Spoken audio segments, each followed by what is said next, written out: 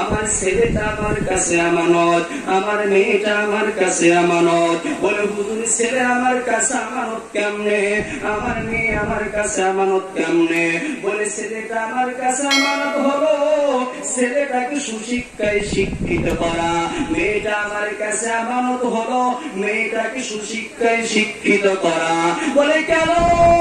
এই মেয়েটা যদি সুশিক্ষায় শিক্ষিত না হয়, ছেলেটা যদি সুশিক্ষিত না হয়, সুশিক্ষা না অর্জন করার কারণে এই সন্তানগুলো দুনিয়ার জমিনে কোরআনের বিপক্ষে কথা বলবে, হাদিসের বিপক্ষে কথা বলবে, ইসলামের বিপরীতে চলবে, নামাজ পড়বে না, সত্য বলবে না, বিভিন্ন অপরাধ করে বেড়াবে। আল্লাহু আকবার। যেই সব অপরাধের কারণে এই সন্তানগুলো কিয়ামতের ময়দানে জাহান্নামে যাবে, ফেরেশতারা যখন সন্তানদেরকে জাহান্নামে নিয়ে যাবে, তখন বলবে ফেরেশতারা একটু অপেক্ষা করো, একটু দাঁড়াও। যেই সমস্ত বাপমার জন্ম আজকে জাহান্নামে যায়, ওই বাপমার সাথে একটু সাক্ষাৎ করে যায়। এবার ফেরেশতারা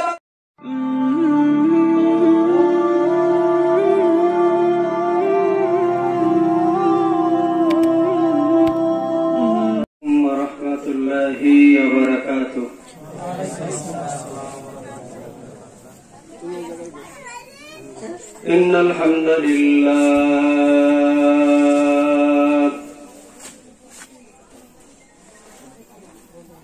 نحمده ونستعينه ونستغفره ونعوذ بالله من شرور أنفسنا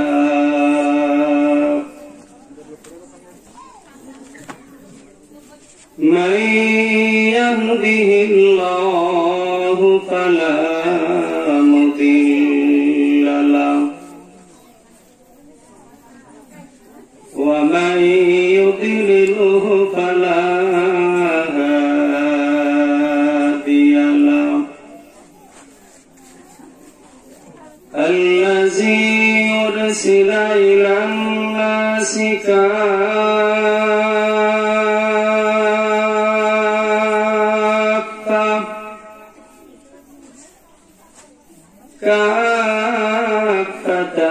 بشيرا ونذيرا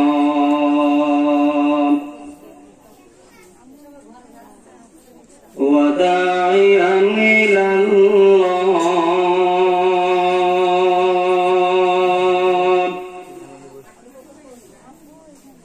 وداعيا إلى الله بإذنه وسراجا منيرا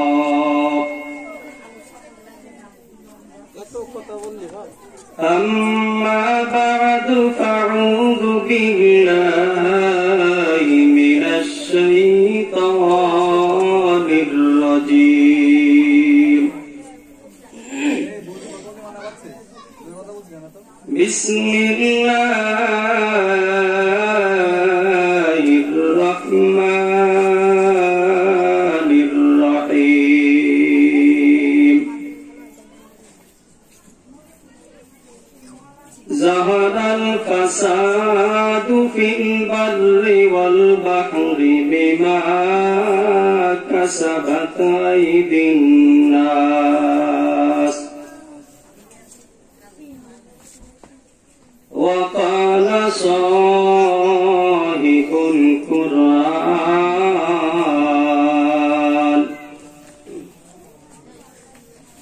حبيب الله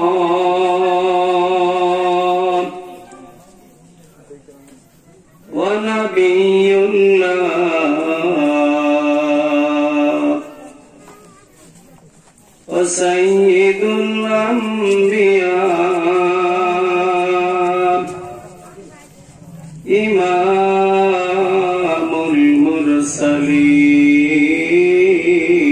المرسلين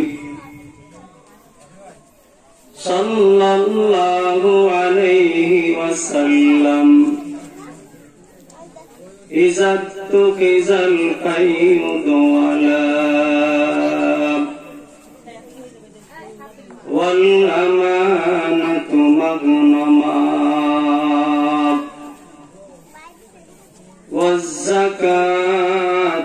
مغرما وتعلم لغير الدين أو كما قال عليه الصلاة والسلام সকলে মহব্বতের সাথে জবানের সকল জড়তা ছেড়ে দিয়ে দুরূদ ইব্রাহিম পাঠ করি আল্লাহুম্মা সাল্লি আলা মুহাম্মাদিন ওয়া আলা আলি মুহাম্মাদ কামা সাল্লাইতা আলা ইব্রাহিম ওয়া আলা আলি ইব্রাহিম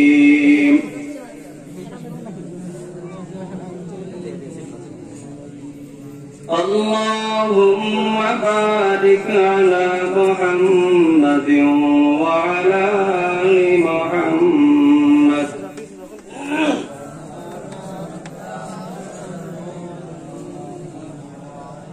وعلى آل إبراهيم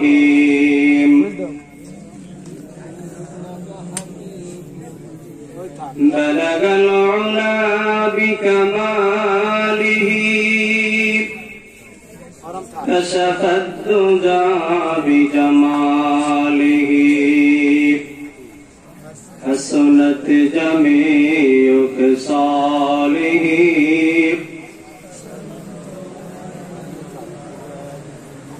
توحید کی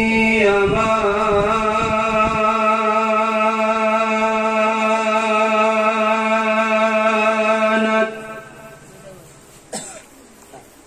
सीनों में है हमारा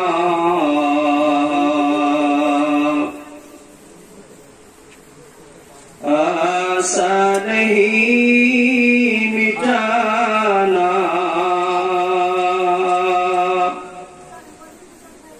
नामो निशान हमारा बलगल उला बिकमालिही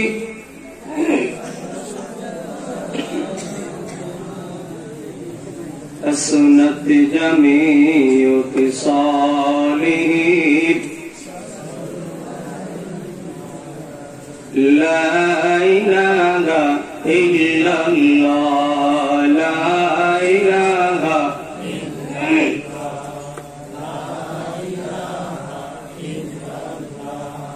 ला इलाहा इल्लल्लाह ला इलाहा ला इलाहा इल्लल्लाह ज़ोर ला इलाहा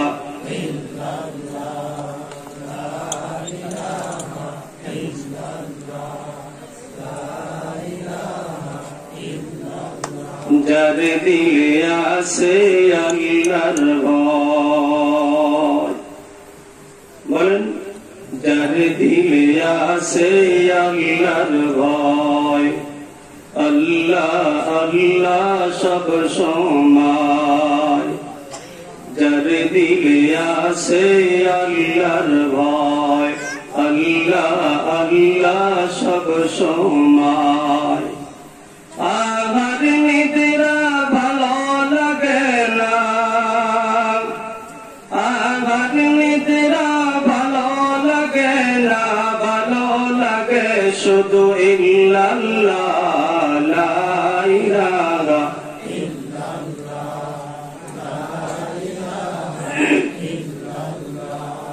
লা ইলাহা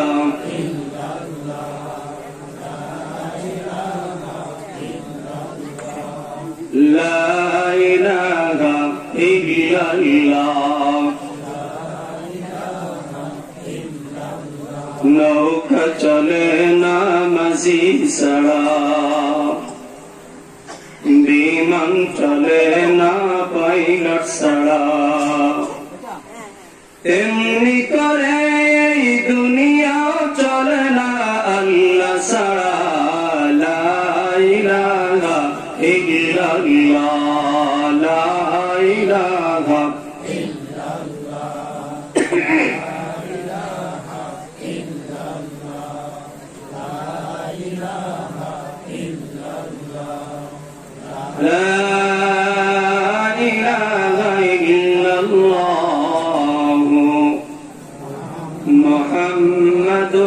রাসূলুল্লাহ। আলহামদুলিল্লাহ সুম্মা আলহামদুলিল্লাহ। অধ্যকার আজকে আয়োজিত দোয়ার মাহফিলে উপস্থিত অত্র মহল্লার ইমাম সাহেব হুজুর, আমার সম্মুখে বসা এলাকার গণ্যমান্য ব্যক্তিবর্গ, পর্দার ভিতরে অবস্থানরত আমার শ্রদ্ধাভাজন মা ও বোনেরা, সর্বপ্রথম শুকরিয়া জ্ঞাপন করছি সেই মহান সত্তার দরবারে যে রব্বে কারীম আমাদের হায়াতকে দীর্ঘায়িত করে শরীরকে সুস্থ রেখে কোরআন ও হাদিসের কথা বলার জন্য, শ্রবণের জন্য মূল্যবান একটা মাজলিসের মধ্যে বসার সুযোগ দান করলেন। এজন্য সেই রবের দরবারে সকলে শুকরগুজার হচ্ছি, সকলে বলছি আলহামদুলিল্লাহ। সম্মানিত উপস্থিতি, আমরা বর্তমানে যে মাসের মধ্যে আছি, এই মাসটা বড় দামি মাস, রবিউল আউয়াল মাস। মানবকুলের শ্রেষ্ঠ মানব জনাবে মুহাম্মদুর রাসূলুল্লাহ সাল্লাল্লাহু আলাইহি ওয়াসাল্লামকে রব্বে কারীম দুনিয়ার জমিনে এই মাসে প্রেরণ করেছিলেন, যাকে সৃষ্টি না করলে আল্লাহ আসমান সৃষ্টি করতেন না, জমিন সৃষ্টি করতেন না, আশরাফুল মাখলুকাত সৃষ্টি করতেন না। সেই মানবকুলের শ্রেষ্ঠ মানব মুহাম্মদুর রাসূলুল্লাহ সাল্লাল্লাহু আলাইহি ওয়াসাল্লামকে আল্লাহ তাআলা এই মাসে পাঠিয়েছেন এবং এই মাসের মধ্যে আমরা অত্যন্ত দামি মজলিস জান্নাতের বাগিচার মধ্যে বসার সুযোগ হয়েছে। এজন্য আবারও সকলে কার্পণতা দূর করে, জবানের জড়তা দূর করে, জবান দিয়েছেন যিনি, শুকরিয়া তার করব, শক্তি দিয়েছেন যিনি, শুকরিয়া তার করব, বলার ক্ষমতা দিয়েছেন যিনি, শুকরিয়া তার করব। অতএব এখানে আমি আপনি বলতে গিয়ে কোন দ্বিধাদ্বন্দ্ব করব না, দ্বিমত পোষণ করব না। এজন্য আমি সকলের বুক থেকে, সকলের জবান থেকে জোরে সোরে একবার শুকরিয়া শুনতে চাই। সকলে বলি আলহামদুলিল্লাহ।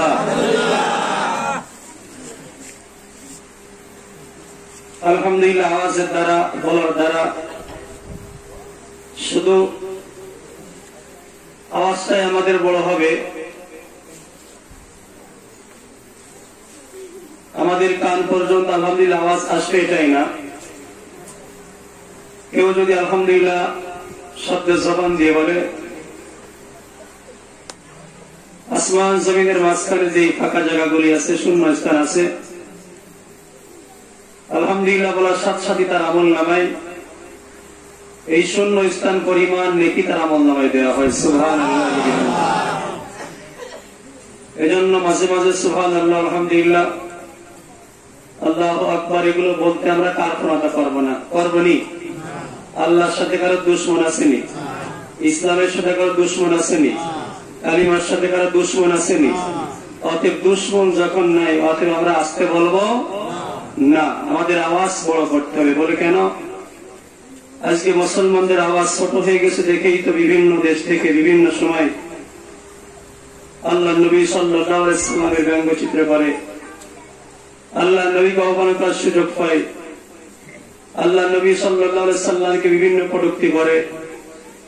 মুসলমানের ইমানের আওয়াজ যদি উঁচু থাকতো, পৃথিবীর জমিনে ফ্রান্স কেন, আমেরিকার মতো শক্তিশালী দেশও আল্লাহ নবীর ব্যাপারে কথা বলার মতো কোন সাহস রাখতো না। ঠিক কিনা? আমাদের ইমান দুর্বল, আমাদের আওয়াজ দুর্বল, সর্বদিক দিয়ে আমরা দুর্বল। যদি আমাদের ইমান দুর্বল না হতো, যদি আমরা ইমানে বলিষ্ঠ হতাম, আমাদের ইমান যদি সবল থাকতো, তাহলে পৃথিবীর জমিনে আল্লাহ নবী সাল্লাল্লাহু আলাইহি সাল্লামের নামে কোনো কিছু বলার সাথে সাথে আমার জীবন যাই যাক, আমার গর্দান যাই যাক, আমার বাপ যাই যাক, আমার মা যাই যাক, দুনিয়ার সব কিছু রেখে আমার মতো আপনার মতো হাজার হাজার জীবনের থেকে নবীর ইজ্জতের দাম বেশি না কম? ওই নবীর ইজ্জতের রক্ষার্থে যদি কখনো ডাক আসে আমরা সকলেই সগানে ঈমানের সাথে জিহাদের ময়দানে ইনশাআল্লাহ ঝাঁপিয়ে পড়বো। রাজি আছি তো? আল্লাহ তাআলা আমাদের সকলকে তৌফিক দান করুন, সকলে বলি আমিন।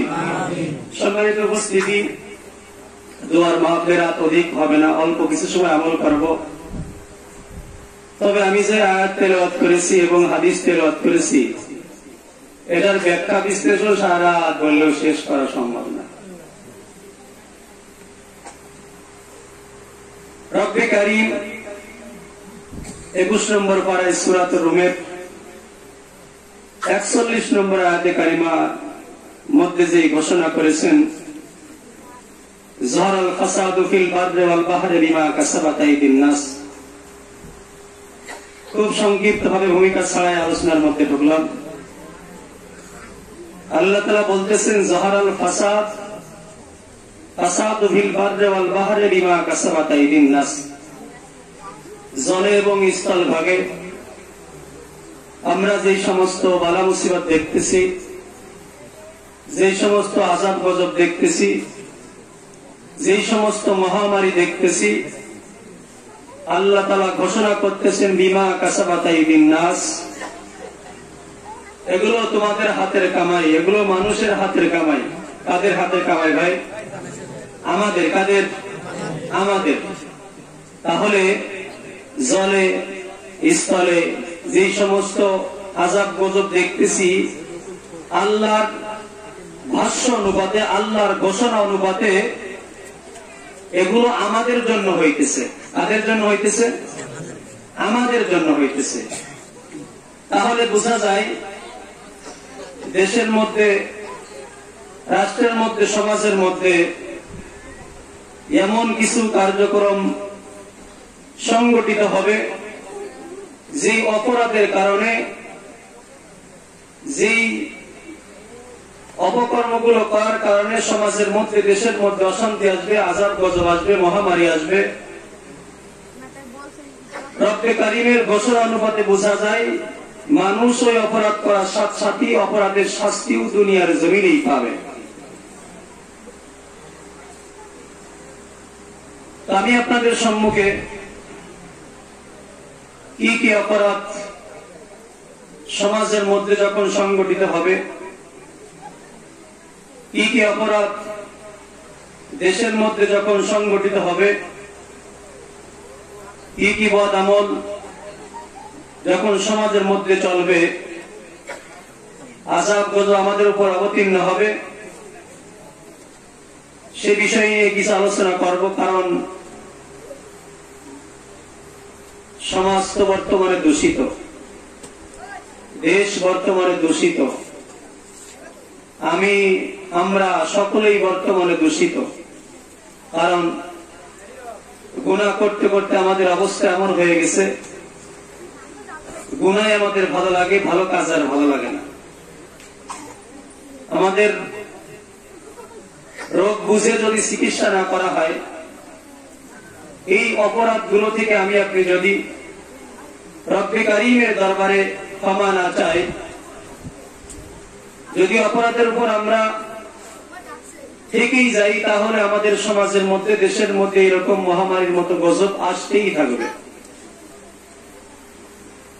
সম্মানিত উপস্থিতি, শুধু কি তাই? আল্লাহ নবী সাল্লাল্লাহু আলাইহি সাল্লাম এই অপরাধের কথা বলার পরে বলতেছেন, ফারতাকিবু ইনদা যালিক, ফারতাকিবু, তোমরা অপেক্ষা করো, ইনদা যালিক, ওই সময় তোমরা অপেক্ষা করো। কোন সময়? যখন এই অপরাধগুলো সমাজে সংগঠিত হবে। রিহান হামরা, দেশের মধ্যে অগ্নি ঝড় হবে, আগুনের ঝড় হবে। আচ্ছা বলুন তো দেখি, আপনারা আগুনের ঝড় কেউ দেখেছেন? না দেখলেও গত রমজান মাসে আমফান যে ঝড়টা গিয়েছে, অনেকের মনের ভাষ্য হলো, যারা রাত 11টা-12টার দিকে এই ঝড়ের আকৃতি দেখেছিল, অনেকে বলছিল যে বাতাস যখন জোরে হইতেছিল তখন আগুনের মতো লালিমা লাল লাল দেখা যাইতেছিল। এটাই তো আগুনের ঝড়, অগ্নিঝড়। অঝালঝালাতান অকাসফা, দুনিয়ার জমিনে ভূমিকম্প হবে। অপরাধগুলো হলে কি হবে? ভূমিকম্প হচ্ছে না আমাদের দেশের মধ্যে। অকাসফা, জমিন ধসে যাবে। জমিন কি হয়ে যাবে? ধসে যাবে। বলে এই শাস্তিগুলো কেমনে আসবে, কেমন ভাবে আসবে? নবী তাও বলছে, কানিজামিন উতিয়া সিলকুহু ফাতাতাবা। নবী বলতেছেন আমাদের দেশের মধ্যে মুসল্লিরা তাসবিহ দ্বারা পাঠ করে না, সুবহানাল্লাহ আলহামদুলিল্লাহ পাঠ করে না। আচ্ছা বলুন তো, তাসবিহ দানার যদি একটা সাইড খুলে দেওয়া হয় বা ছিঁড়ে দেওয়া হয় বা কেটে দেওয়া হয়, দিয়ে যদি একটা সাইড উপর দিকে ধরা হয়, তাহলে তাসবিহ দানাগুলো কেমন পড়ে? একটার পর এক।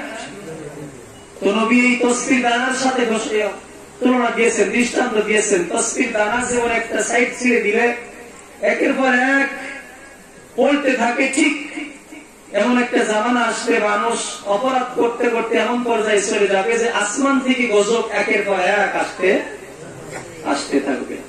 আবহাওয়া কি বর্তমানে ঠিক আছে? ঠিক নাই। আমপান ঝড় আমাদের থেকে বিদায় হয়ে গেল। 4 থেকে 5 থেকে 6 মাস ধরে আমরা এক করোনা রোগের বিদায় ভুগতেছি, নাকি বলেন? হ্যাঁ, তাহলে একটার পর একটা আযাব আসতেছে না? সব মানুষ অস্থির। গাড়ি করতেছে শান্তির জন্য, বাড়ি করতেছে শান্তির জন্য, বিদেশ যাইতেছে শান্তির জন্য, ঘরে টিভি, ভিসিআর, সিডি যত বিলাসিতার জিনিস আছে সব শান্তির জন্য। আচ্ছা বলুন তো দেখি, রঙিন রঙিন দালান হইতেছে, গাড়ি হইতেছে, বাড়ি হইতেছে, দিন দিন কি শান্তি বাড়তেছে না কমতেছে? শুধু অশান্তি, শুধু অশান্তি। সম্মানিত উপস্থিতি, এজন্য অপরাধগুলো একটু ভালো করে খেয়াল করবেন যে এই অপরাধগুলো আমার মধ্যে আছে কিনা। যদি থাকে আমল করার নিয়তে সম্ভব, ইনশাআল্লাহ বলেন ইনশাআল্লাহ। আল্লাহ তাআলা আমাদের সকলকে তৌফিক দান করুন, সকলে বলি আমিন। একটা একটা করে অপরাধ, 2 থেকে 3টা অপরাধের কথা বলবো। 15টা অপরাধের কথা নবী এখানে বলেছেন। কয়টা? 15টা অপরাধের কথা বলেছেন। তো বলা তো সম্ভব না। যাই হোক, যতটুকু বলবো অতটুকু যদি আমরা আমল করতে পারি, ইনশাআল্লাহ সমাজের মধ্যে, পরিবারের মধ্যে, দেশের মধ্যে শান্তি আসবেই, অবশ্যই অবশ্যই আসবেই। তো রব্বি কারীমের হাবিব সর্বপ্রথমই বলতেছেন, ইজাতু গিজাল ফাইউদওয়ালা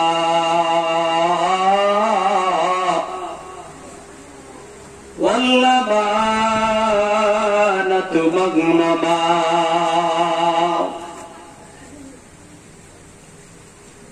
ওরে বান্দাবার মুসলমান, একটু খেয়াল করে শোনো। আল্লাহর হাবিব সাল্লাল্লাহু আলাইহি ওয়াসাল্লাম ঘোষণা করলেন, ইজাতু গিজাল ফাইউদওয়ালা।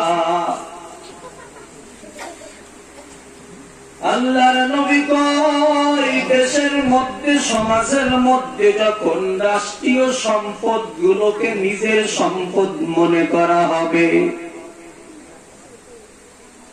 এলাকার মধ্যে বিভিন্ন নেতারা থাকবে, এলাকার মধ্যে চেয়ারম্যান থাকবে, মেম্বার থাকবে, রাষ্ট্রের মাল গুলো বাজেট হইয়া তাদের নিকটে আসবে। এই মালগুলো নিয়ম হলো সরকারি মাল। এই মালের হক যারা, তাদের মাল তাদের কাছে পৌঁছাইয়া দেওয়া। এই সম্পদটাকে নিজের মন মতো খরচ করা, লেনদেন করা, দেওয়ার কোনো অনুমতি নাই। ইজাতু গিজাল ফাইউদওয়ালা।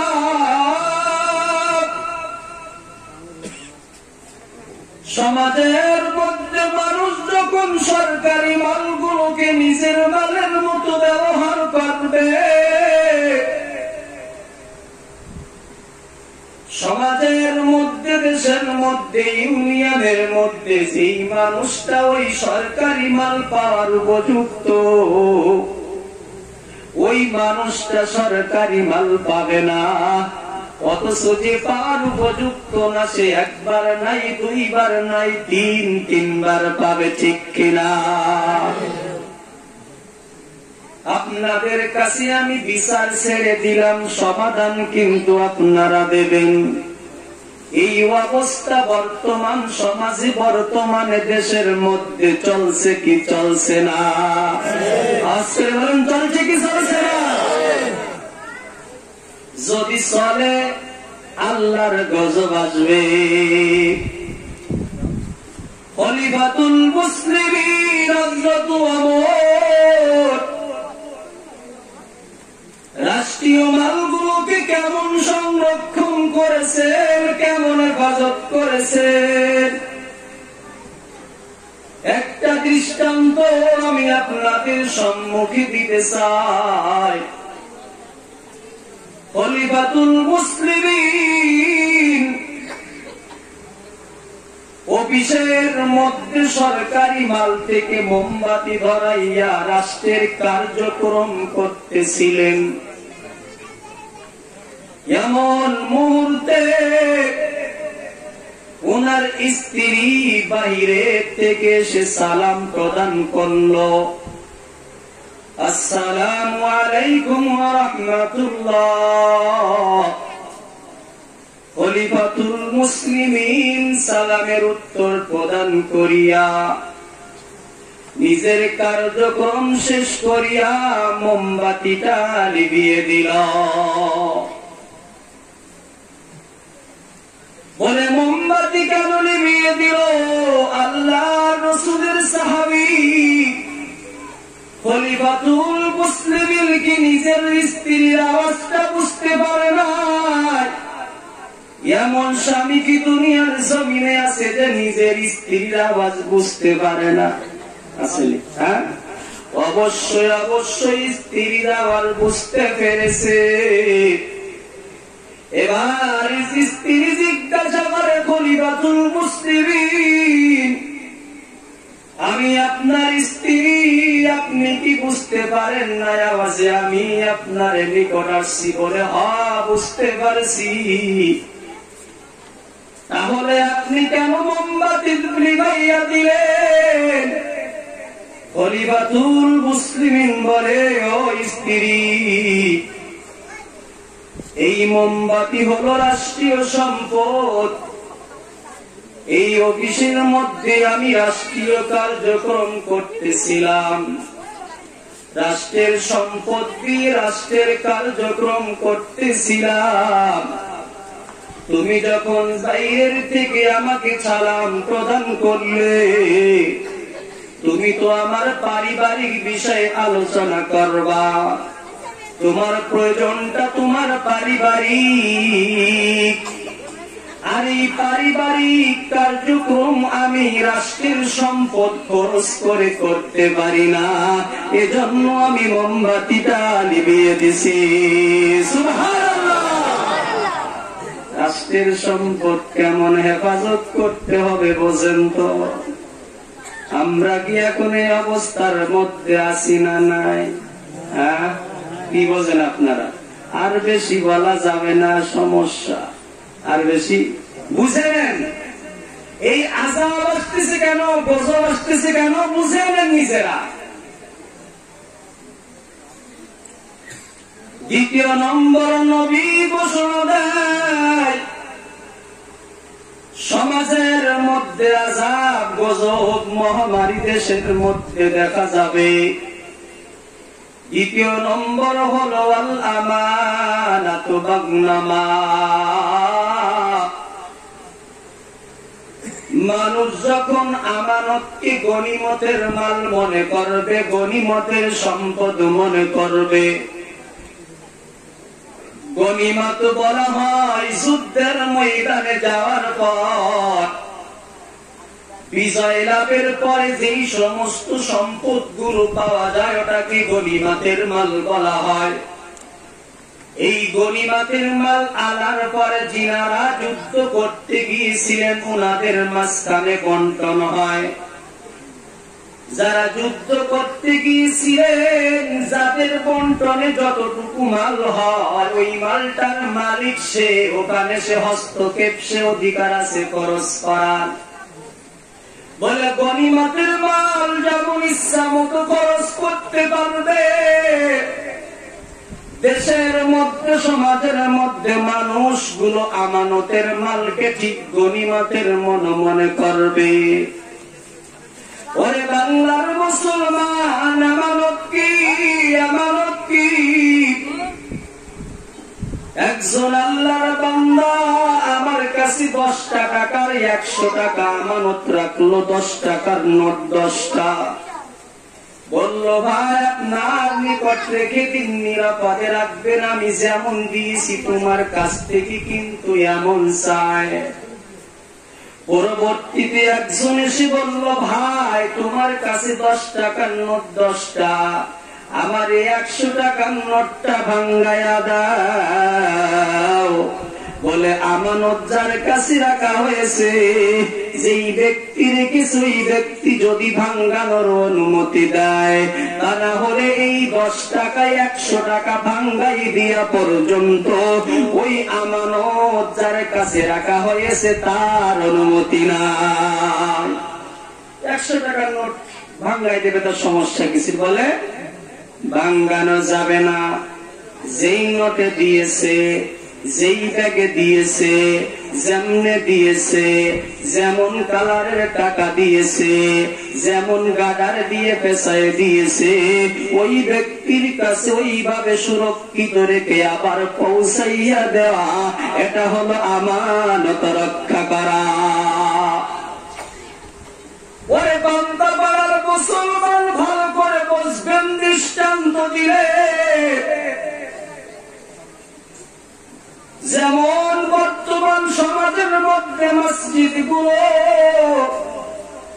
এই মসজিদগুলোর যেই সমস্ত অর্থগুলো টাকা পয়সা আছে, এগুলো ক্যাশিয়ারের কাছে আমানত, কমিটির লোকের কাছে আমানত।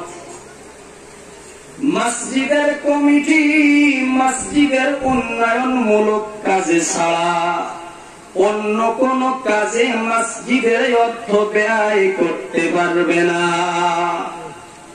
বলে যদি করে, কমিটি সকলে পরামর্শ করে আলোচনা সাপেক্ষে করবে। বলে আলোচনা করবে কখন? যখন মসজিদের কার্যক্রম, কিন্তু মসজিদের বাহিরে যদি কোনো কেউ আলোচনা হয়, যেমন সভাপতি সাহেব বলল আমাকে 10,000 টাকা দিন, যখন চাবেন তখন দিয়ে দেব, উনার ব্যক্তিগত কাজে লাগাবে। সেক্রেটারি সাহেব 5,000 চালো, যখন চাবেন তখন দিয়ে দেব। ক্যাশিয়ার সাহেব টাকা আছে নিজের মতো খরচ করে, কমিটি যখন চাই তখন দিয়ে দেবে। বলে এমন অনুমতি আসেনি? বলে না না না, এমন অনুমতিও না। ও বাংলার মুসলমান, তুমি কমিটির সভাপতিকে 10,000 টাকা দিলা, এই টাকার মালিককে? কমিটি কি এই টাকার মালিক? আপনাকে ব্যবহারের ক্ষমতা কেমনে দেবে? সমালোচনা করবে না, বুঝার চেষ্টা করবে না, বুঝলে আবার যাবেন আমি তো এলাকায় আছি। সেক্রেটারি সাহেবকে 10,000 টাকা দিলেন তার কাজে ব্যয় করতে, আপনি যে কমিটির লোক, আপনারা কমিটির লোক, এই যে ক্ষমতাটা তাকে দিলেন, এই টাকার মালিক কি আপনারা? যদি আপনারা মালিক না হন, আপনারা কমিটি কেন কোন লোককে দিতে পারবেন না ব্যক্তিগত কাজে? এই মসজিদের ক্যাশগুলো, টাকাগুলো মসজিদের কমিটির কাছে আমানত। যখন মসজিদের কেশের টাকা ইচ্ছা মতো ব্যয় হবে, ইচ্ছা মতো খরচ হবে, নবী ঘোষণা দিয়েছে আমানতের খিয়ানত হয়। আর এমন আমানতের খিয়ানত যখন হবে, সমাজের মধ্যে আযাব গজব আসতে থাকবে। বিচার আপনাদের কাছে, সমাধানও আপনাদের কাছে। কষ্ট হয়। চলবার একটা আলোচনা।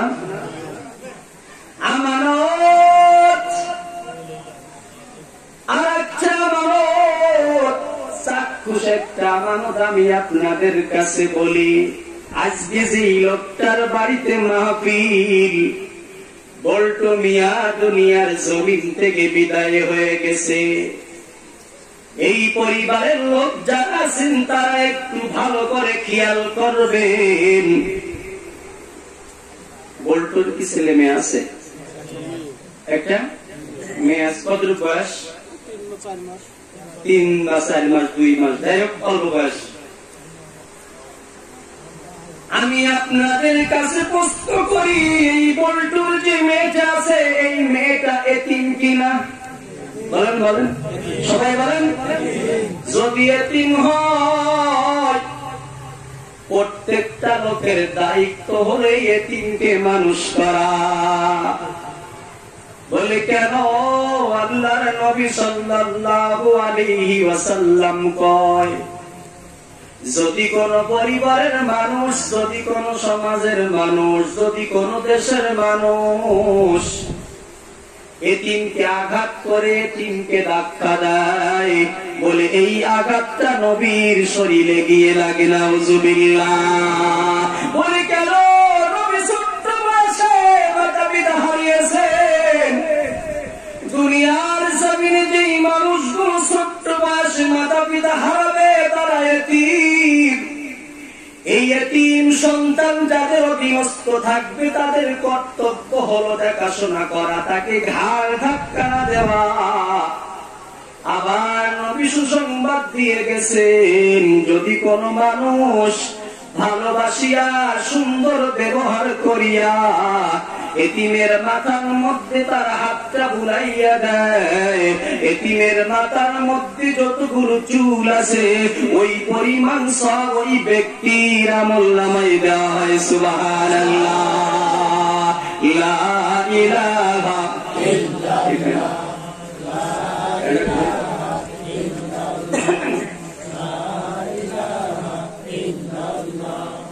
লা ইলাহা ইল্লাল্লাহ।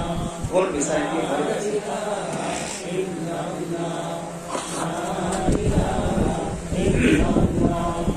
ला इलाहा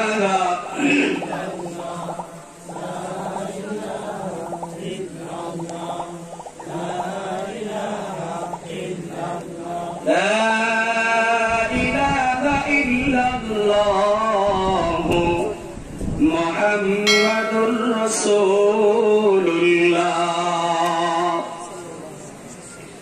যেই সন্তানটা আজকে দুনিয়ার জমিনে এতিম হয়ে গেল,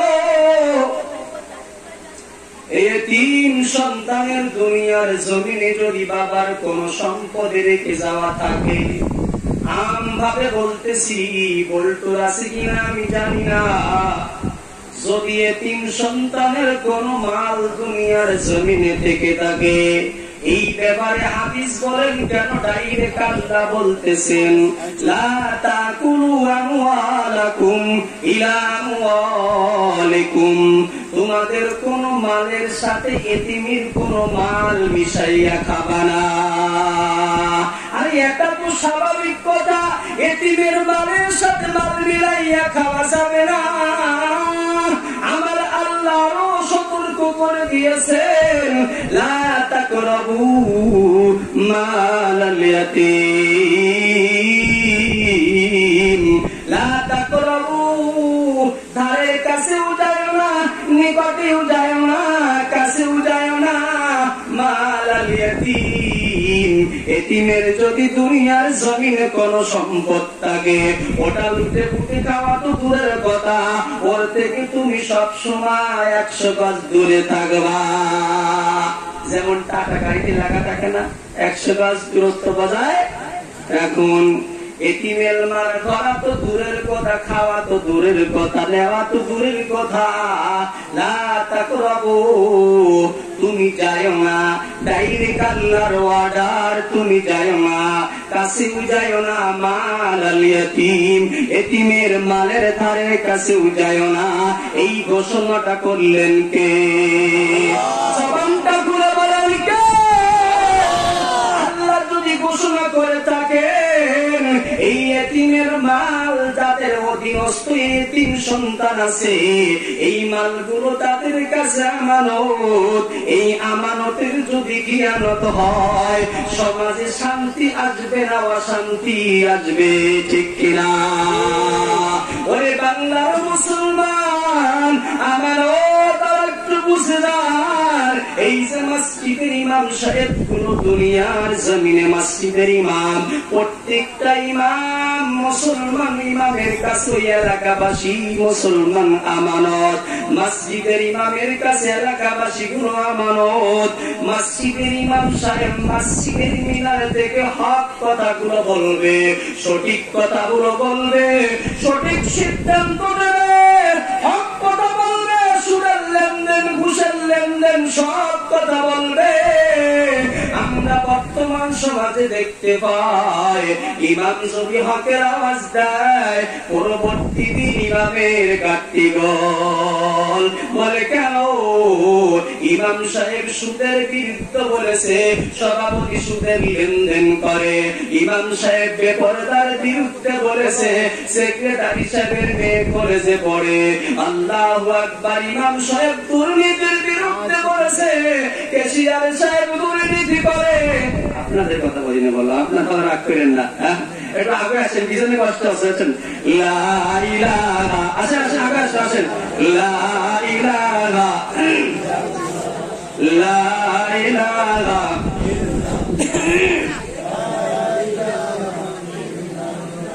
লা ইলাহা ইল্লাল্লাহ, লা ইলাহা।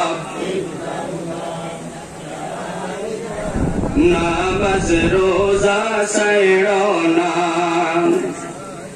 মাতা পিতার খেদমত ভুইল না, ঠিক নেই? নামাজ রোজা ছাইড়ো না, মাতা পিতার খেদমত ভুইল না, নবীর সুন্নাত ছাইড়ো না, নবীর সুন্নাত ছাইড়ো না, বেদাত বলতে মাইনো না। লা ইলাহা ইল্লাল্লাহ, লা ইলাহা ইল্লাল্লাহ,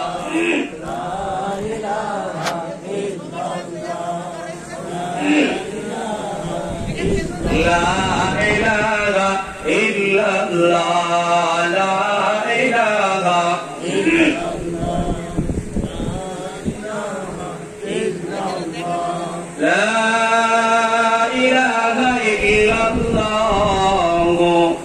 মুহাম্মাদুর রাসূলুল্লাহ।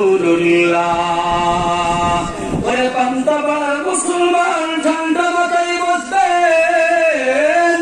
মসজিদের ইমামের কাছে আল্লাহু আকবার মহল্লা মানত। ইমাম সাহেব সঠিক কথাগুলো, হক কথাগুলো বলবে।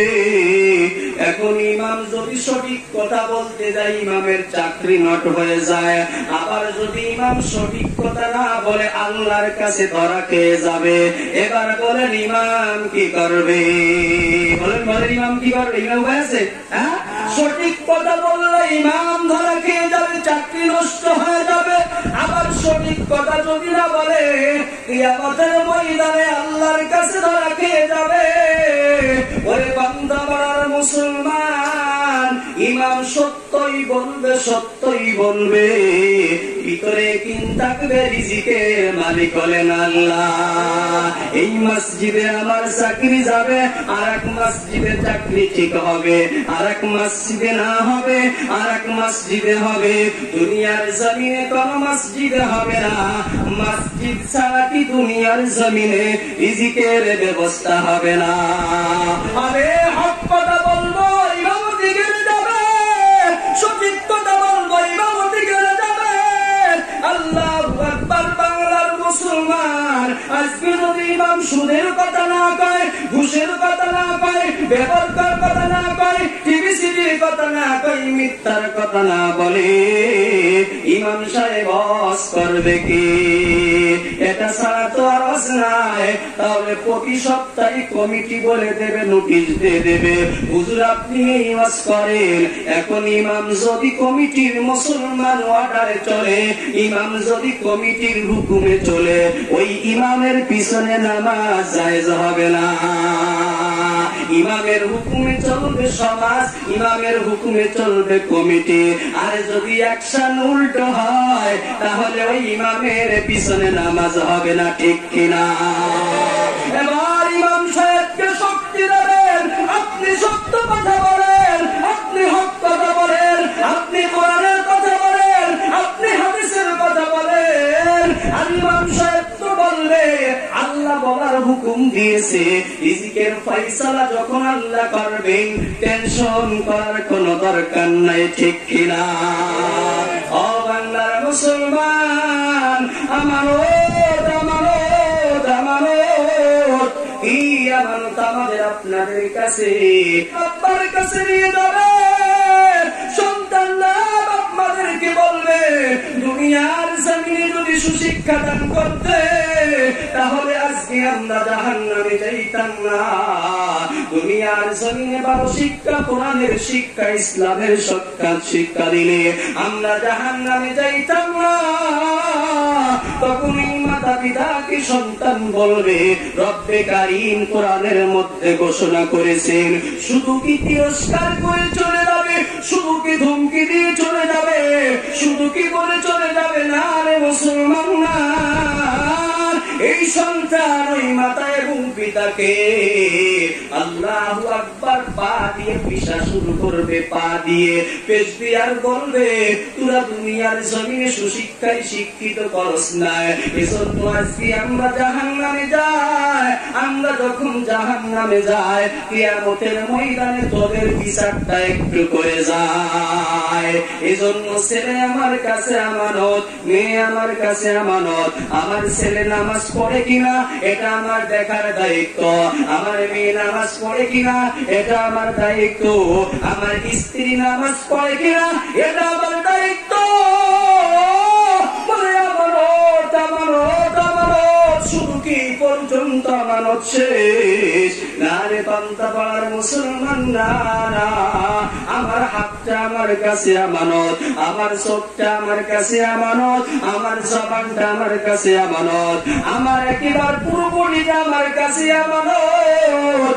এই আমানত চন্দ রোজা নজমাস দর হাকিকত মালিকে হর শে খুদাস। বলে আমার পুরো বডিটা আমার কাছে আমানত রাখা হয়েছে, এর মালিক হলেন আল্লাহ।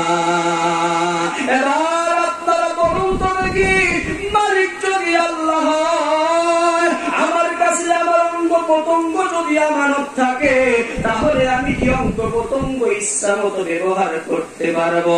কারণ কি আমি তো ইমানের মালিক না। এই যে মোবাইল ফোনটা দেখেন, এই ফোনটা যদি আমার ভাইয়ের হয়, এই ফোনটা যদি আমার বাবার হয়, এই ফোনটা যদি কোনো উস্তাদের হয়, এই ফোনটা আমার না হয়ে যদি অন্য কারো হয়, এই ফোনটা কিন্তু আমি ইচ্ছা করলে ভাঙতে পারবো না, এই ফোনটা ইচ্ছা করলে আমি ডাস্টবিনে ফেলে দিতে পারবো না, এই ফোনটা ইচ্ছা করলে আমি কাউকে দিতে পারবো না। বলে কেন? এই ফোনটার মালিক আমি না। বলে আমি যদি ফোনটার মালিক হয়, আমি ডাস্টবিনে ফেলতে পারি, কাউকে গিফট করতে পারি, আমি ভেঙ্গেও ফেলতে পারি, কারণ মালিক আমি। হাতের মালিক যদি আমি না হয়, পায়ের মালিক যদি আমি না হয়, জবানের মালিক যদি আমি না হই, আমি আমার কোন অঙ্গ প্রত্যঙ্গের মালিক যদি না হয়, যদি আমার কাছে আমার এগুলো আমানত থাকে, আমার হাতটা চলবে মালিকের হুকুম যেখানে থাকবে, ঠিক কিনা? যদি মালিকের হুকুম থাকে আমার হাতটা চলবে, যদি মালিকের হুকুম থাকে না হাতটা আমার চলবে না। আমার হাতটা ভালো কাজে চলবে, আমার হাতটা খারাপ কাজে চলবে না। বলে আমার মালিক যিনি, তিনি খারাপ কাজ করতে নিষেধ করেছেন, আমার মালিক যিনি ভালো কাজ করতে বলেছেন। আমার এই চক্ষুরা আমি ইচ্ছা করলে যে কোনো মহিলার দিকে দৃষ্টিপাত করতে পারি না, আমার চক্ষু দিয়ে ইচ্ছা করলে আমি টিভি সিরিজ দেখতে পারি না, আমি আমার চক্ষু দিয়ে ইচ্ছা করলে ফেসবুক দেখতে পারি না। বলে কেন? এই চোখের মালিক আল্লাহ। আল্লাহ আমাকে অশ্লীল কর্ম দেখতে নিষেধ করেছেন, নাচ গান দেখতে নিষেধ করেছেন, বেগানা মহিলাদেরকে দেখতে নিষেধ করেছেন। যদি আমি চক্ষুটাকে সুপাত্রে ব্যবহার করি, আমার চোখের আমানত আমি রক্ষা করলাম। আর যদি সুপাত্রে ব্যবহার না করি, আমার চোখের আমানত আমি রক্ষা করলাম না। এই জবানটা দিয়ে সত্য কথা বলার কথা বলেছে, কোরআন তেলাওয়াতের কথা বলেছে। এই জবানটা গীবত শিকায়তের জন্য না, এই জবানটা মিথ্যা বলার জন্য না, এই জবানটা সবল বই করার জন্য না, এই জবানটা মিথ্যা সাক্ষী দেওয়ার জন্য না, এই জবানটা ভালো কাজে ব্যবহার করার জন্য বলেছে। বলে কেন? মানুষের হাত পা সমস্ত কিছু এত দামি, এত দামি, এত দামি, যেই মালিক আমার আপনার হাত পা গুলো বানাইলেন, রক্তে কারিম তার কুদরতি ব্যান্ডের মধ্যে আনিয়া মানুষ দুনিয়ার জমিনে পাঠাইলেন। এই মানুষ দুনিয়ার জমিনে যখন পাঠাইলেন, লা ইলাহা ইল্লাল্লাহ, লা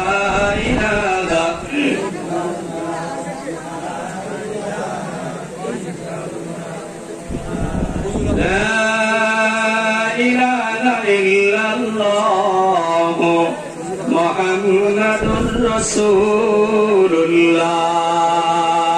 আমার হাত আমার কাছে আমানত, আমার চোখ আমার কাছে আমানত। বলি কেন আমানত রেখেছে আল্লাহ?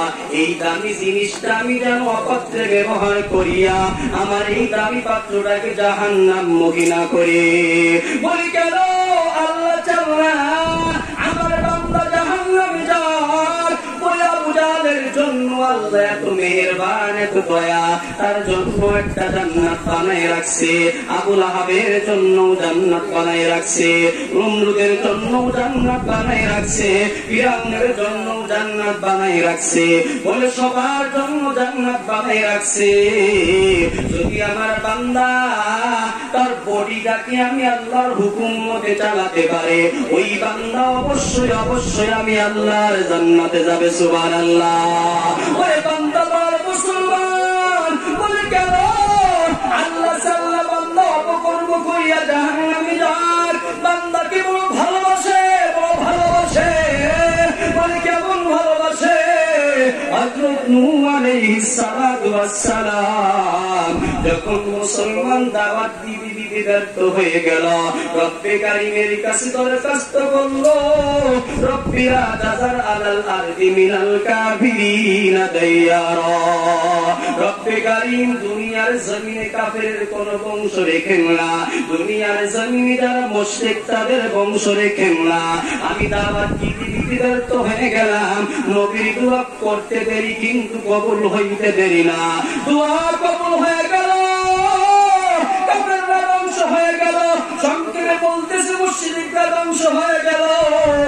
মানুষকে যে আল্লাহ ভালোবেসে বানাইছে, মানুষকে যে আল্লাহ ভালোবাসে, এটা বলার জন্য বলতেছি। আল্লাহু আকবার। এই কাফের মুশরিককেও আল্লাহ তাআলা ধ্বংস করিয়া নিজের মনের মধ্যে ভালো লাগে না, কিন্তু নবী তো বড় দামি, নবীর জবানটাও বড় দামি। দরখাস্ত করে ফেলেছে, এখন আর ফিরানো যাবে না। এবার নবীকে বুঝানোর জন্য আমি কত ভালোবাসি কাফেরদেরকেও, মুশরিকদেরকেও, কেন ওদেরকেও তো আমি জাহান্নামের জন্য বানাই নাই। মানুষ তো তার কৃতকর্মের কারণে জাহান্নামী হয়ে যায়। এবার আল্লাহ রাব্বুল আলামিন বলেন, নবী তুমি মাটির হাড়ি পাতিল বানাও, মাটির কলসি বানাও, মাটির পুতুল বানাও, হাত পাও না সবকিছু দাও। নূহ আলাইহিস সালাতু ওয়াস সালাম এবার কাদা মাটি দিয়া সুন্দর করে পুতুল বানাইলো। পুতুলের হাত বানাইলো, নাক বানাইলো, চোখ বানাইলো, জবান বানাইলো। আল্লাহ বললেন নবী এগুলো এবার রোদ্রে শুকাও। নূহ আলাইহিস সালাতু ওয়াস সালাম এগুলো এবার রোদ্রে শুকাইতেছে। রোদ্রে যখন শুকানো হয়ে যায় আল্লাহ বলেন নবী নূহ শুকানো হয়েছে বলে এবার আল্লাহ কই নবী নূহ হাতের মধ্যে একখানা লাঠি লও, ওগুলোকে বাড়িয়ে বাড়িয়ে ভাঙ্গে ফেল। নূহ নবী আল্লাহু আকবার ওগুলোকে বাড়িয়ে বাড়িয়ে ভাঙ্গে, বাড়িয়ে বাড়িয়ে ভাঙ্গে। মুসলমান আর মনের মধ্যে টেনশন, এত কষ্ট করে বানাইলাম, এত সুন্দর করে নাক বানাইলাম, চোখ বানাইলাম, এত কষ্ট করে হাত বানাইলাম, জবান বানাইলাম, পা বানাইলাম, আবার আল্লাহ শুকাইতে বললো, আবার ভাঙতে বললো, বুঝলাম না। সবগুলো যখন ভাঙ্গা হয়ে গেল আবার আল্লাহর কাছে দরখাস্ত করে, আল্লাহ সবকিছু দর হয়ে গেছে, সবকিছু ভাঙ্গা হয়ে গেছে। এবার নূহ নবী টেনশনে আল্লাহ আকবার দুই হাঁটুর মধ্যে মাথা ঢুকাইয়া চিন্তা করতেছে, এত কষ্ট করে বানাইলাম, শুকাইলাম, আবার সবগুলো ভেঙ্গে ফেললাম, কত সুন্দর হাত নাক চোখ দিলাম, আল্লাহ ভেঙ্গে ফেলতে পারলো। আল্লাহ বলেন নবী নূহ কষ্ট লাগে, বলে হ কষ্ট লাগে, বলে নবী নূহ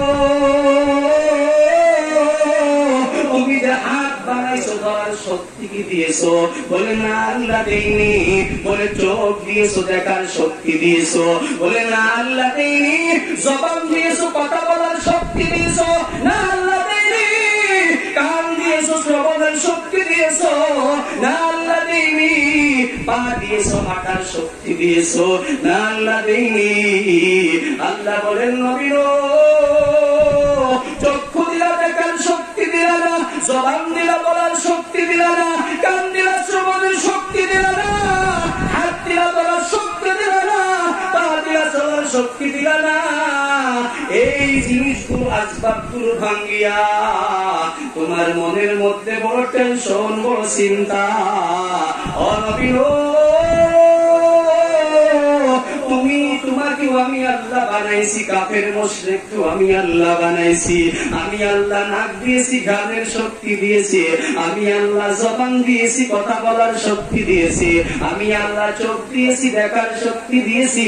আমি আল্লাহ হাত দিয়েছি, ধরার শক্তি দিয়েছি। আমি আল্লাহ পা দিয়েছি, চলার শক্তি দিয়েছি। ও নবী এত ভালোবাসিয়া বারুদ বানাইয়া বারুদ বানাইয়া তুমি আমার কাছে দরখাস্ত করলাম, আমি আল্লাহ সবগুলো ধ্বংস করে দিলাম। ও নবী তোমার যদি মায়া লাগে তাহলে আমার কেমন মায়া লাগে। এবার তান্তাবার মুসলমান বলো আল্লাহ চাই না কোন বান্দা জাহান্নামে যাক, কোন বান্দি জাহান্নামে যাক। সব বান্দাকে আল্লাহ ভালোবাসেন, ভালোবাসেন। এজন্য বাংলার মুসলমান আমার মাথার থেকে পা পর্যন্ত পুরো বডি আমার কাছে আমানত। আর আল্লাহর নবী ঘোষণা করে দিয়েছেন আল্লাহ আমানাতু মাগনামা। সমাজের মধ্যে, দুনিয়ার জমিনে, রাষ্ট্রের মধ্যে, দেশের মধ্যে মানুষ যখন আমানতে খিয়ানত শুরু করবে বুঝবা যে আর বেশি মহামারী আসতে দেরি নাই, আর আযাব গজব আসতে দেরি নাই। এজন্য আমার আল্লাহ ঘোষণা করে দিয়েছেন যাহারাল ফাসাদু ফিল বাররি ওয়াল বাহরি বিমা কাসাবাত আইদিন নাস।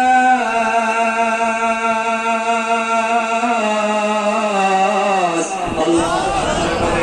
বিমা কাসাবাত আইদিন নাস, সব তোমাদের হাতের কামাই, হাতের কামাই। নবীজি অপরাধের কথা বললো, এই অপরাধ আমাদের সমাজে এখন হচ্ছে কি হচ্ছে না? বলেন বলেন, হচ্ছে কি হচ্ছে না? রাষ্ট্রীয় সম্পদকে মানুষ নিজের মাল মনে করবে, আমানতকে মানুষ নিজের মালের মতো খরচ করবে। এজন্য সর্বক্ষেত্রে আমার আপনার আমানতকে ঠিক রাখতে হবে। কথা বলতে গেলে চিন্তা করতে হবে, ধরতে গেলে চিন্তা করতে হবে, চোখ দিয়ে দেখতে গেলে চিন্তা করতে হবে, পা দিয়ে চলতে গেলে চিন্তা করতে হবে। বলে হুজুর কি চিন্তা করব, আমার মালিক যে আমার কাছে এগুলো আমানতে রেখেছেন, আমার মালিকের পক্ষ থেকে এগুলো ধরার করার দেখার অর্ডার আসেনি। যদি থাকে করব, না থাকলে ছাড়ব। আর যখনই যেটা আল্লাহ নিষেধ করেছিল আবার করবে, আবার ডাকবে, আবার ধরবে, আবার ওদের খেয়ানত করলো, ওই মানুষটার জন্য এই দুনিয়ার জমিনে আযাব করে বাঁচতেছে, ঠিক কিনা? মুসলমানের জন্য আমানতের খেয়ানত আমরা করব? বলেন করব না। 1 নম্বর গেল, 2 নম্বর গেল, অপরাধ কয়টা বলেন? সবাই বলেন, জোরসে বলেন। 15টা অপরাধ কয়টা বলেছি? 2টো। এই 2টো আরো 2 ঘন্টা চালানো যায় না। সময় তো 1 ঘন্টার বেশি হয়ে গেছে। শুনবেন দেখি কে কে আল্লাহু আকবার।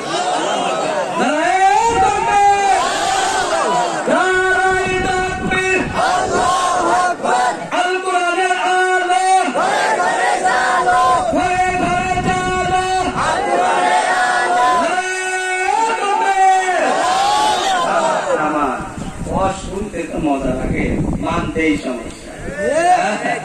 হুজুর যে ওয়াজ করে ভালোই লাগছে, কিন্তু কি মানতে সমস্যা। নামাজের কথা পান ভালোই লাগে, কিন্তু পড়ালে কি সমস্যা।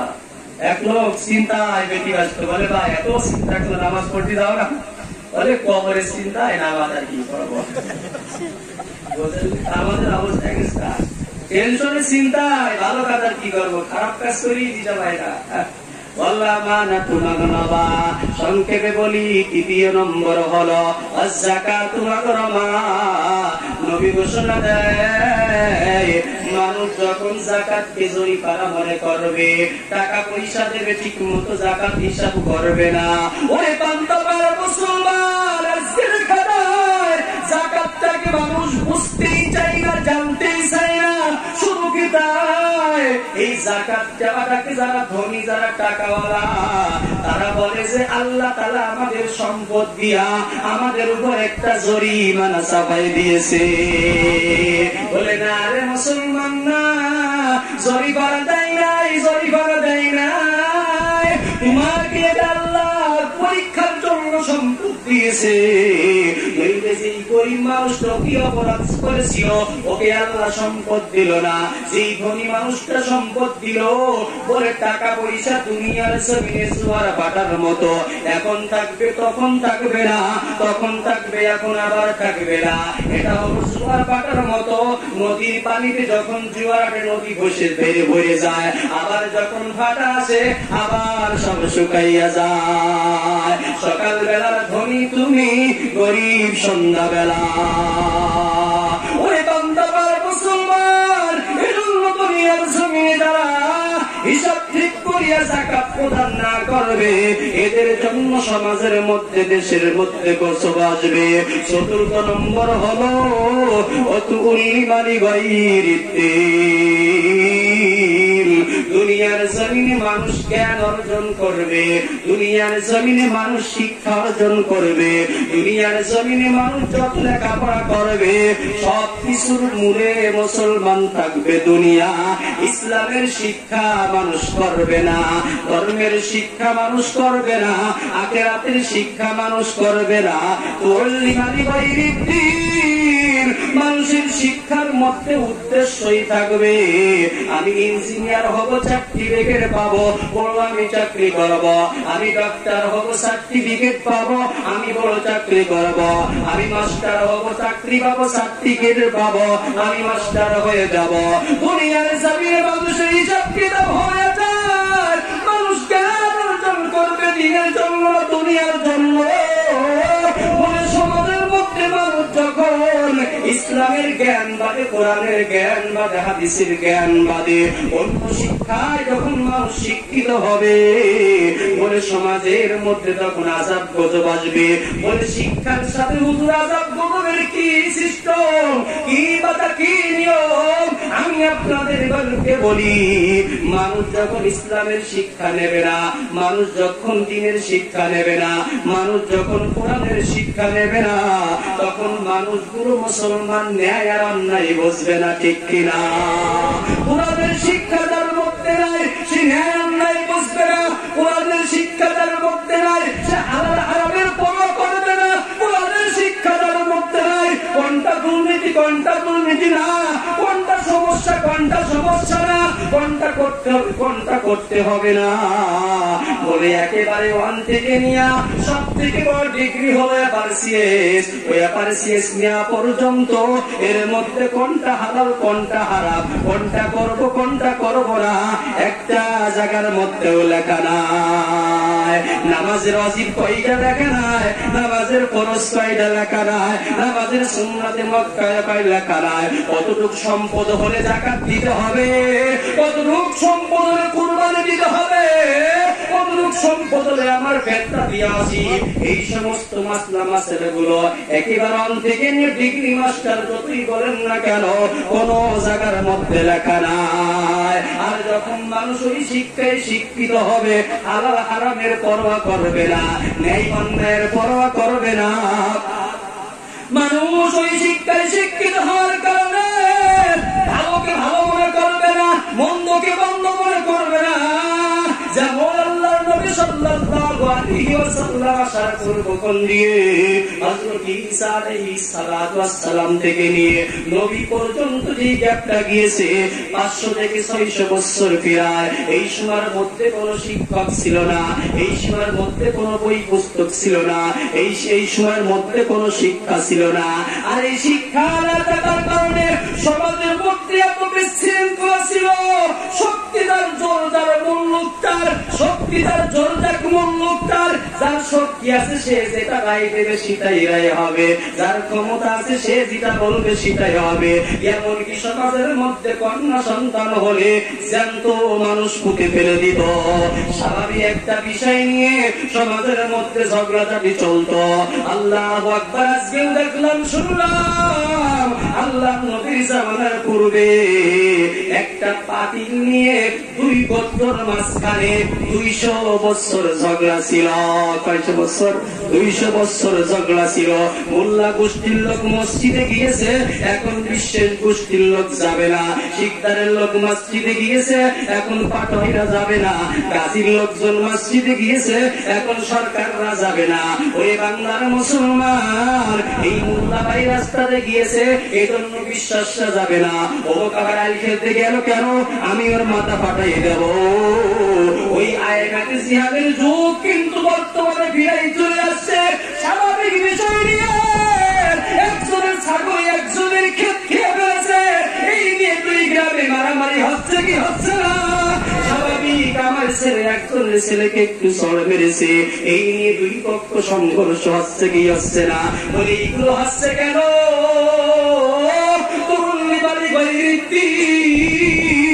আল্লাহ নবী ঘোষণা করে দিয়েছেন, মানুষ যখন ইসলামবাদ শিক্ষা গ্রহণ করা শুরু করবে তখন সমাজের মধ্যে অশান্তি গুলো আসবে। আর মানুষ যখন কোরআনের ছায়া চলে আসবে তখন ওই মানুষগুলো স্বর্ণের মানুষ হয়ে যাবে। ওই বাংলার মুসলমান, যেমন আল্লাহ নবী সাল্লাল্লাহু আলাইহি ওয়াসাল্লাম যখন নবুয়ত প্রাপ্তি হলো, কোরআন অবতীর্ণ হলো, এই কোরআনের ছায়াতলে যেই সমস্ত মানুষগুলো গিয়েছিল ওই জামানাটাকে বলা হয় স্বর্ণের যুগ।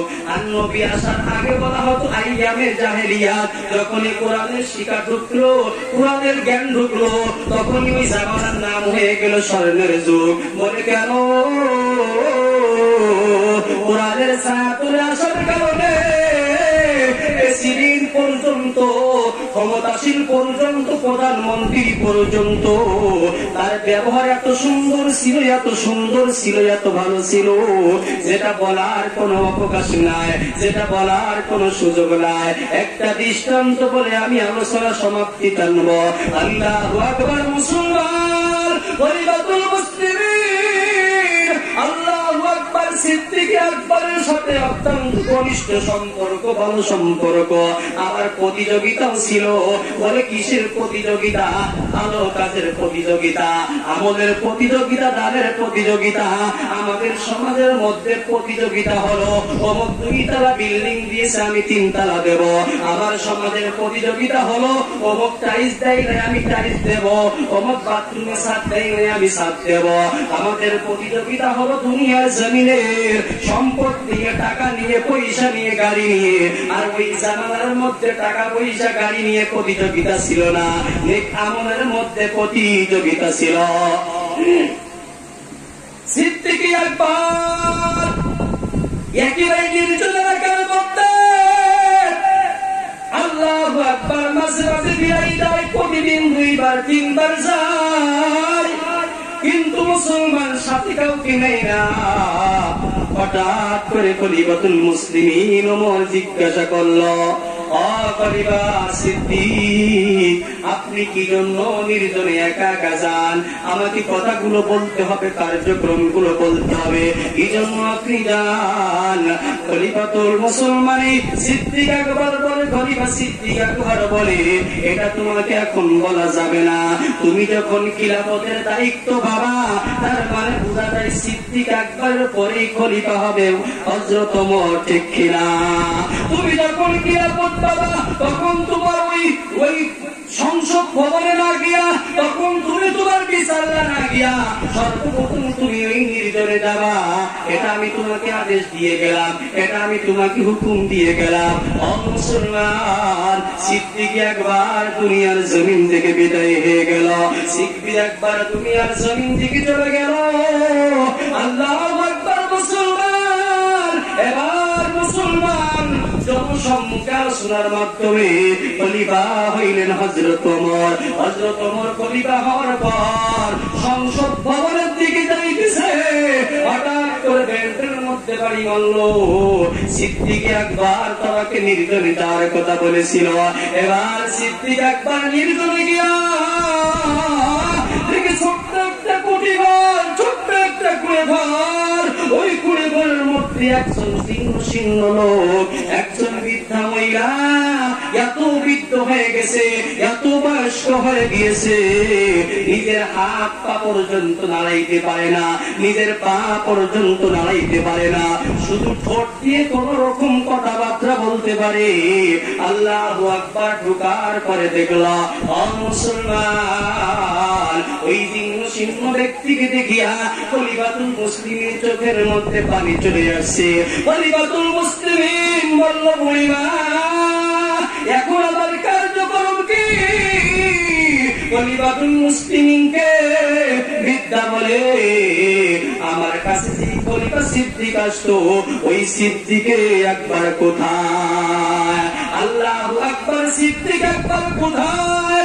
বলে, তো দুনিয়ার জমিন থেকে বিদায় হয়ে গেছে। আল্লাহু আকবার। এবার খলিফাতুল মুসলিমিন বলে, আপনি আমাকে কেমন করে চিনলে? বলে, আল্লাহু আকবার, আমি তোমাকে এমন করে চিনলাম, সিদ্দিক আকবর যখন আমার বাসার মধ্যে আসতো, আমি সকাল ধরে যতবার প্রস্রাব পায়খানা করেছি, সকল কাপড় চুপড় গুলো দূরে সরাইয়া আমাকে পরিষ্কার কাপড় পরিধান করাইয়া এরপরে আমাকে সবকিছু খাবার আয়োজন করতো।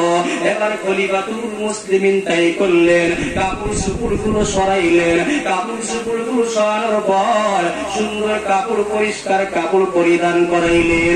এবার চিন্তা করলো, তাকে খানা দেওয়া তো আমার সম্ভব না। এবার বাড়িতে চলে গেল। সংসদ প্রথম ভবন বাড়ি, কেমন বিচারকরা ছিল, কেমন চিন্তা ছিল ছিল। মুসলমান খলিফাতুল মুসলিমিন পারিবারিকে গিয়ে বলে, আল্লাহু আকবার, একটা কার্যক্রমের জন্য আমাকে তোমার একটু হেল্প করতে হবে, সহযোগিতা করতে হবে। এবার শুনো সুন্দর করে নরম করে আলু আলুটি বানাইয়া মুসলমান খলিফাতুল মুসলিমিন তার স্ত্রী ওই বিদ্যা বইদের কাছে চলে গেল। মুসলমান আমার যুবক ভাই, একটু ভালো করে শোনো, মায়ের সাথে খারাপ ব্যবহার করো, বাবার সাথে খারাপ ব্যবহার করো। এই খলিফাতুল মুসলিমিন যে পিতার খেদমত করতেছে, সিদ্দিক আকবর যার খেদমত করেছে, তিনি স্বাভাবিক একজন মহিলা, ওনাদের কোন সম্পর্কের লোক না, মা না, ফুফু না, দাদি না, নানি না, খালা না, স্বাভাবিক একজন গ্রাম্য মানুষ। আল্লাহু আকবার। আবার খলিফাতুল মুসলিমিন নরম হালুয়া বানাইয়া মুসলমান ওই মহিলার মুখের মধ্যে যখনই দিল, আল্লাহু আকবার বলে আমার সিদ্দিক কোথায় গেছে, তুমি কেমন করে আমাকে খাওয়া দাও? বললে আপনি তো বৃদ্ধা মানুষ, আপনার গালের মধ্যে মুখের মধ্যে দাঁত নাই, এজন্য নরম খাবার আমি আপনার জন্য নিয়ে আসছি। খলিফাতুল মুসলিমিন বলে আমি তো কথা বললাম না, আপনি কেমনে বললেন যে আপনার সিদ্দিক আকবর আমি না? আল্লাহু আকবার। তখন বিদ্যা বলে খাবার পরিবেশনের মাধ্যমে আমি বুঝে ফেলেছি। বলে তার মানে বলে সিদ্দিক আকবর যখন আমার কাছে আসছে, আমার কাপড় চোপড়গুলো পরিষ্কার করাইয়া আল্লাহু আকবার নিজের মুখ দিয়ে নিজের জবান দিয়ে দাঁত দিয়ে খানাগুলোতে চিবাইতো চিবাইতো চিবাইতে চিবাইতে চিবাইতে এই নরম ঠোঁট দিয়া সিদ্দিক আকবর মুখের খানা ওই বৃদ্ধার মুখের মধ্যে লাগাইতো। আল্লাহু আকবার, আল্লাহু আকবার। খলিফাতুল মুসলিমিন চিৎকার করে কেঁদে ফেলেছে। এবার কেমন করিবা ছিল, কেমন করিবা ছিল? সাধারণ একজন মহিলাকে নিজের মুখের মধ্যে খাবার চাবাইয়া ওই মহিলাকে খাবার দিয়েছে। ওরে যুবক ভাই, মা তোমার জান্নাত, মা তোমার জাহান্নাম, বাবা তোমার জান্নাত, বাবা তোমার জাহান্নাম। বাবার সাথে যদি ভালো ব্যবহার করো, তোমার কপালে জান্নাত জড়বে। বাবার সাথে যদি খারাপ ব্যবহার করো, তোমার কপালে জাহান্নাম জড়বে। মায়ের সাথে যদি ভালো ব্যবহার করো, তোমার কপালে জান্নাত জড়বে। বাবার সাথে যদি ভালো ব্যবহার করো, তোমার কপালে জান্নাত জড়বে। খারাপ ব্যবহার করবা, তোমার জান্নাত বানারুকা, তারাই তোমার জান্নাত, তারাই তোমার জাহান্নাম। নবী ঘোষণা দিয়ে গেছে। আল্লাহু আকবার। এবার খলিফাতুল মুসলিমিন বলল আমার না এবার সম্ভব না। বলে আমার আবু বকর কোথায় গেছে? আবু বকর দুনিয়ার জমিন থেকে বিদায় হয়ে গেছে।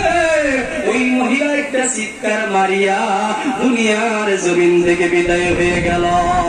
ওনারা ছিলেন রাষ্ট্রপ্রধান, ওনারা ছিলেন নেতা, ওনারা ছিলেন চেয়ারম্যান, ওনারা ছিলেন জনগণের সেবক। কেমন সেবক ছিলেন?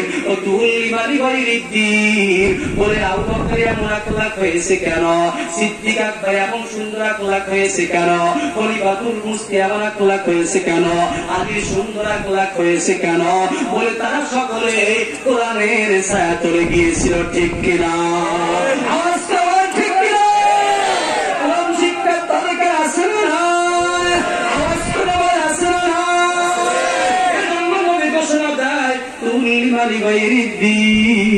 সমাজের মধ্যে মানুষ যখন ইসলাম শিক্ষা বাদে দুনিয়ার জ্ঞান অর্জন করবে, সার্টিফিকেটের জন্য জ্ঞান অর্জন করবে, তখন সমাজের মধ্যে আযাব গজব আসা শুরু করবে, দেশের মধ্যে আযাব গজব আসা শুরু করবে। তাহলে চারটা অপরাধের কথা বললাম, ভালো করে মুখস্থ করবে। এক নম্বর, যখন রাষ্ট্রীয় সম্পদকে মানুষ যখন নিজের সম্পদ মনে করবে। দুই নম্বর, মানুষ যখন আমানতের খিয়ানত করবে। তিন নম্বর, মানুষ যখন যাকাতকে জরিমানা মনে করবে। চতুর্থ নম্বর, মানুষ যখন জ্ঞান অর্জন করবে, কোরআনের জ্ঞান বাদে অন্য জ্ঞান অর্জন করবে, তখন এই অপরাধগুলো যখন সমাজের মধ্যে সংগঠিত হবে, তখন মনে করবা দুনিয়ার জমিনে আর মহামারী আসতে দেরি নাই, আর আযাব গজব আসতে দেরি নাই। আমার মনে হয় এই অপরাধগুলো একেবারে পাই টু আমাদের সমাজে দেশের মধ্যে চলতেছে। ঠিক কিনা? কয়টা অপরাধ? কয়টা বলেছি? চারটে। আল্লাহ তাআলা আমাদের সকলকে এই চারটি অপরাধের উপর সঠিকভাবে বিরত রেখে দুনিয়ার জমিন থেকে ভালো কর্ম করে আমাদের সকলকে বিদায় গ্রহণ করতে তৌফিক দান করুন। সকল বলি আমিন।